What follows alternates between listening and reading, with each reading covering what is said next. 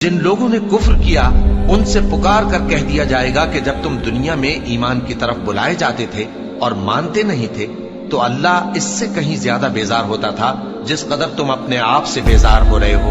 وہ کہیں گے کہ اے ہمارے پروردگار، تو نے ہم کو 2 دفعہ بے جان کیا اور 2 دفعہ جان بخشی، ہم کو اپنے گناہوں کا اقرار ہے، تو کیا نکلنے کی کوئی سبیل ہے؟ یہ اس لیے کہ جب تنہا اللہ کو پکارا جاتا تھا تو تم انکار کر دیتے تھے، اور اگر اس کے ساتھ شریک مقرر کیا جاتا تھا تو مان لیتے تھے۔ سو حکم تو اللہ ہی کا ہے جو بلند و بالا ہے، بڑا ہے۔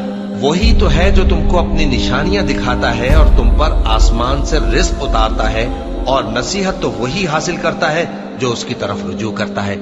تو اللہ کی عبادت کو خالص کر کے اسی کو پکارو، اگرچہ کافر برا ہی مانے۔ وہ مالک درجات عالی اور صاحب عرش ہے، اپنے بندوں میں سے جس کو چاہتا ہے اپنے حکم سے وہی بھیجتا ہے تاکہ ملاقات کے دن سے ڈرائے۔